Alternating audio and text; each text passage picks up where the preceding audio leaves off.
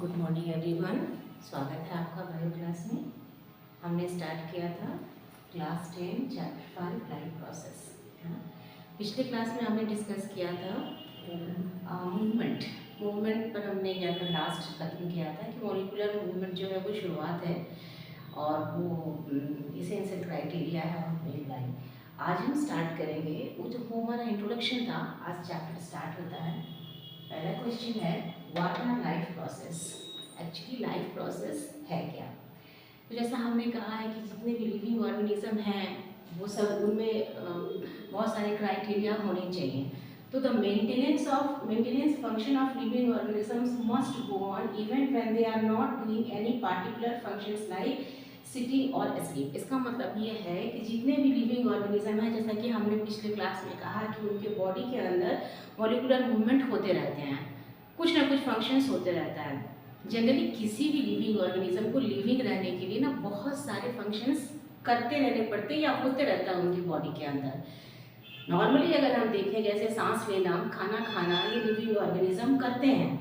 तो ये जो कह रहा क्यों करते हैं, लास्ट क्लास में हमने डिस्कस किया था कि जैसे जैसे इन्वायरमेंट के इफेक्ट की वजह से जो पुराने सेल्स होते हैं वो डैमेज हो जा रहे हैं, तो उनके मेंटेनेंस के लिए कुछ जॉब करने पड़ते हैं लिविंग सेल को। तो ये जितने भी maintenance function of living organism, और ये जो मेंटेनेंस फंक्शन है मतलब जो टूट गया है उसको रिपेयर करना या नए सेल का बनाना, ये सारी प्रोसेस लिविंग ऑर्गेनिज्म में हमेशा होते रहते हैं। इवन जब वो सो रहा है या बैठा है चुपचाप कुछ नहीं कर रहा, तब भी ये सारे मेंटेनेंस फंक्शन उसके बॉडी में होते रहते हैं। इसको ऐसे समझिए, जब हम सो रहे होते हैं तो ठीक है हमारा बॉडी एक्टिव नहीं होता, लेकिन माइंड तब भी एक्टिव होता है, हमारे बॉडी में ब्लड सर्कुलेशन तब भी होते हैं, डाइजेशन प्रोसेस भी होते रहता है। हाँ, धीरे होता है लेकिन होता है। तो यही कह रहा है कि अगर आप चुपचाप बैठे हैं या सो रहे हैं तब भी मेंटेनेंस फंक्शन लिविंग ऑर्गेनिज्म के बॉडी के अंदर होते रहता है। The whole process which together perform this maintenance job are life process. अब लाइफ प्रोसेस को कैसे डिफाइन किया है, इसको इजी लैंग्वेज में अगर हम देखें, किसी भी लिविंग ऑर्गेनिज्म को लिविंग रहने के लिए जो जो काम करने पड़ते हैं उन सबको मिलाकर वो लाइफ प्रोसेस हुआ। या ये समझिए कि लिविंग ऑर्गेनिज्म के अंदर जो जो प्रोसेस हो रहे हैं ताकि वो लिविंग रहे, वो सारे फंक्शंस को अगर हम एक साथ जोड़ दें, उन सारे प्रोसेस को अगर हम एक साथ जोड़ दें तो वो कहलाएगा लाइफ प्रोसेस। इसलिए कहा the whole process which together perform this maintenance job are life process. यानी लिविंग ऑर्गेनिज्म के अंदर जितने भी प्रोसेस हो रहे हैं उनको लिविंग रखने के लिए वो सारे लाइफ प्रोसेस कहलाए। अब आगे कहता है energy is needed for this maintenance job which comes from outside the body of living organism.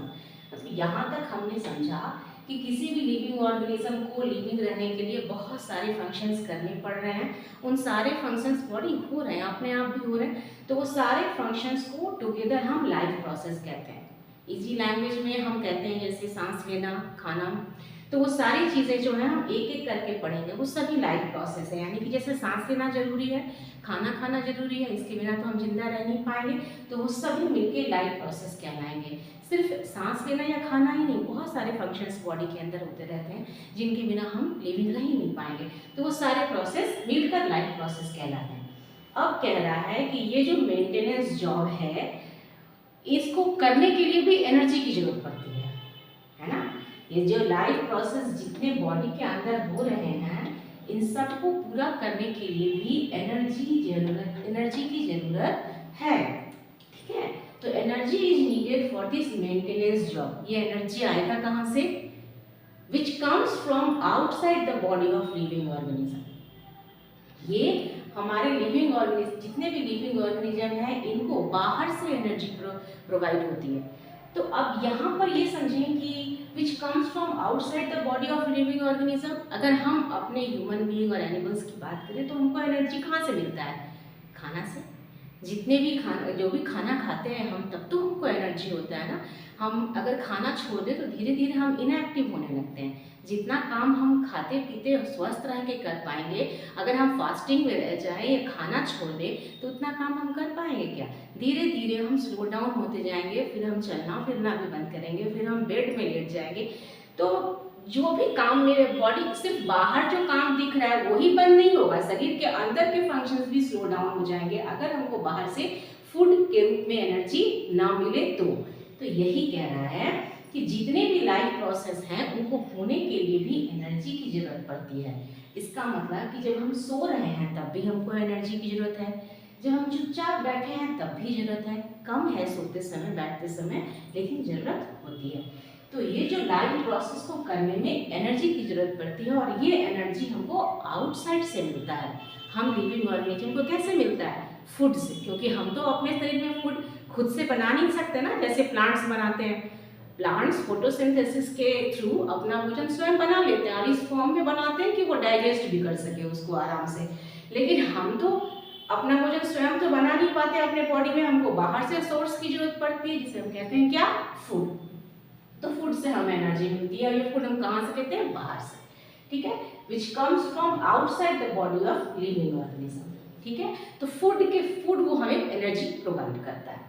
आगे है, there must be a process to transfer the source of energy which is called food from outside the body to inside, and this process is called nutrition।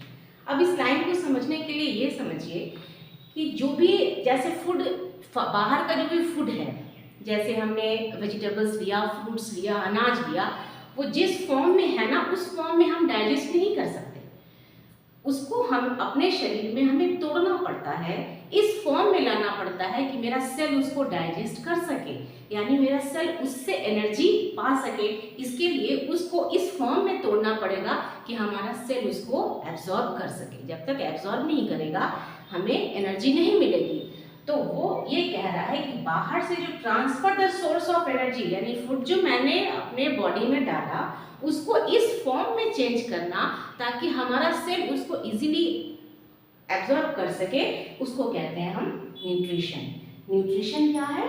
The process by which, वह process जिसके through living organism use nutrients from food. Food में जो भी nutrients हैं उनको इस form में लाना ताकि वो इजीली हमें डाइजेस्ट हो सके, which they get from outside to grow and to maintain, ताकि हम ग्रो करें, अपने शरीर को मेंटेन कर सके। तो जिस फॉर्म में हम फूड को ले रहे हैं, एनर्जी को ले रहे हैं, उस फॉर्म में हमारा बॉडी उसको एब्जॉर्ब नहीं कर सकता, तो उसको चेंज करना पड़ता है उस फॉर्म में, उस सिंपलेस्ट फॉर्म में, ताकि हमारा बॉडी उसको एब्जॉर्ब कर सके, सेल उसको एब्जॉर्ब कर सके। तो वो वही प्रोसेस, द कन्वर्शन जो प्रोसेस होता है, by which the living organism use nutrients from food which they get from outside to grow and maintain is called nutrition। इसको हम डिटेल में वन बाय वन हर एक लाइफ प्रोसेस को पढ़ेंगे। तो लास्ट क्लास में हमने मूवमेंट पढ़ा, और इस क्लास में अब तक जो एक लाइफ प्रोसेस आया है वो है न्यूट्रिशन। इसमें मैंने ये समझा कि न्यूट्रिशन क्या है। तो सबसे पहले तो लाइफ प्रोसेस है जो लिविंग ऑर्गेनिज्म को लिविंग रखने के लिए जरूरी है, लेकिन उस प्रोसेस को करने के लिए भी एनर्जी की जरूरत पड़ती है। वो एनर्जी हम लिविंग ऑर्गेनिजम्स को कहाँ से मिलता है? फूड से मिलता है। प्लांट्स अपना फूड स्वयं अपने बॉडी में बनाते हैं और उस फॉर्म में ही बनाते हैं कि वो उसको इजीली एब्जॉर्ब कर सके, लेकिन हम तो अपना भोजन स्वयं बना नहीं पाते ना। क्लोरोफिल है उनमें, वो मैजिकल पिगमेंट क्लोरोफिल प्लांट्स में है, हम में नहीं है। तो हम अपना भोजन स्वयं अपने शरीर में नहीं बना सकते, हमको बाहर से जरूरत है बाय प्रोडक्ट्स की, जिसकी वजह से जिसको हम तोड़ मोड़ के फिर अपने शरीर में डाइजेस्ट करने लायक बना सके। तो वो प्रोसेस जो कि बाहर के एनर्जी को इस फॉर्म में चेंज कर देता है कि हमारा सेल उसको एब्जॉर्ब कर सके, उसी को न्यूट्रिशन कहते हैं। सिंपल फॉर्म में हमने फूड को मुंह में लिया, चबाया, फिर उसके बाद स्टमक में गया, इंटेस्टाइन में गया, उसके बाद वो जाकर हमारे एक एक सेल तक पहुंचता है उसकी एनर्जी, तब वो एब्जॉर्ब किया तब हमें हर एक सेल को एनर्जी मिलती है। वो सारा प्रोसेस न्यूट्रिशन कहलाता है, जो कि हम डिटेल में आगे पढ़ेंगे। तो जो हमारा लाइफ प्रोसेस हुआ वो न्यूट्रिशन। इसके आगे the outside source of energy would be quite varied, so it needed to be broken down in the body that can be used for the various molecular movement needed for maintaining living structure। वही बात कह रहा है कि जो बाहर जो source of energy है वो थोड़े अलग हैं, उसको इस फॉर्म में हमारे बॉडी के जो कि मॉलिक्यूलर मूवमेंट के लिए यूज हो सके, उनको हमें थोड़ा ब्रोकन डाउन करना पड़ता है, तोड़ना पड़ता है, और ताकि लिविंग ऑर्गेनिज्म उसको आसानी से एब्जॉर्ब कर सके और अपनी लाइफ को मेंटेन कर सके। तो ये जो ब्रोकन डाउन शब्द है ना, ये एक बहुत ही कॉम्प्लेक्स वर्ड है जो कि सीरीज ऑफ केमिकल रिएक्शंस को रखता है। बहुत सारे केमिकल रिएक्शंस होते हैं तभी जाकर फूड इस फॉर्म में आता है कि हमारा सेल उसको एब्जॉर्ब कर सके। तो ये सारे जितने भी केमिकल रिएक्शंस हैं, जैसे ऑक्सीडेशन, रिडक्शन एंड बहुत सारे जो कि हमारे बॉडी के अंदर जरूरी होते हैं। तो अब हम ये कहते हैं ना कि ये जो ऑक्सीडेशन की प्रोसेस हुआ, तो इसके लिए फिर हमें ऑक्सीजन चाहिए, है ना। ऑक्सीजन ही हमारे फूड को तोड़ता है, तब इस फॉर्म में लाता है, सिंपलेस्ट फॉर्म ग्लूकोज में, ताकि हमारा सेल उसको एब्जॉर्ब कर सके। तो ये ऑक्सीजन हमारे शरीर में खुद बनता है क्या? नहीं। सो organisms require oxygen from outside. फिर हम आउटसाइड अलग बाहर की दुनिया पर डिपेंडेंट हो गए। सो organisms require oxygen from outside. हमको बाहर से ऑक्सीजन की जरूरत है। जितने भी प्लांट्स एंड एनिमल्स हैं, सबको ऑक्सीजन बाहर से जरूरत पड़ता है, लेकिन प्लांट्स में थोड़ा सा अलग इसलिए हो जाता है क्योंकि जो प्लांट फोटोसिंथेसिस की प्रोसेस करते हैं, अपना भोजन स्वयं बनाते हैं, तो उसमें भी वो उसके द्वारा ऑक्सीजन को खुद भी प्रोड्यूस करते हैं, उसमें ऑक्सीजन प्रोडक्शन होता है। तो ऑक्सीजन जो खुद प्रोड्यूस करते हैं बॉडी के अंदर, तो वो कुछ कुछ उस ऑक्सीजन को कंज्यूम भी कर लेते हैं। दिन में उनको ऑक्सीजन की जरूरत उतनी नहीं पड़ती है ना, तो वो क्योंकि वो ऑक्सीजन जो अपना प्रोड्यूस किए उसको कंज्यूम कर लेते हैं फूड प्रोडक्शन के लिए, डाइजेशन के लिए। तो लेकिन हम ऑर्गेनिजम्स को डे और नाइट हमेशा ऑक्सीजन की ज़रूरत है बाहर से, ताकि हम उस फूड को तोड़ सकें, इस फॉर्म में ला सकें, जो हमने बाहर से फूड को लिया है उसको इस फॉर्म में ला सके कि हमारा सेल उसको इजीली एब्जॉर्ब कर सके। और उसके लिए हमें सीरीज ऑफ केमिकल रिएक्शंस की जरूरत पड़ती है। उस केमिकल रिएक्शंस में हमें ऑक्सीजन की जरूरत पड़ेगी, जो कि हमें बाहर से मिलता है। And the process of acquiring oxygen from outside and to use it in the process of breakdown of food source for cellular need is called respiration. अब दूसरा एक लाइफ प्रोसेस आपके सामने आ गया, रेस्पिरेशन। ये जो प्रोसेस है ना, हम बार बार कह रहे हैं कि जो भी फूड हम बाहर से ले रहे हैं उसको हमें तोड़ना पड़ेगा, बॉडी के अंदर इस फॉर्म में लाना पड़ेगा, ताकि हमारा सेल उसको इजीली एब्जॉर्ब कर सके। क्योंकि प्लांट ने फूड अपने तरीके से बनाया, अपने लिए बनाया है। हम प्लांट या एनिमल सोर्स से जो कि फूड ले रहे हैं उसको पहले हमें अपने बॉडी में एब्जॉर्ब करने के लायक तोड़ना है। तो वो प्रोसेस जो तोड़ा जाता है और इस फॉर्म में लाया जाता है कि हमारा बॉडी उसको एब्जॉर्ब कर सके, वो न्यूट्रिशन कहलाता है। लेकिन उस प्रोसेस में जो न्यूट्रिशन का प्रोसेस है उसके लिए हमें ऑक्सीजन की जरूरत पड़ती है, और ये ऑक्सीजन हमें बाहर से मिलता है ना।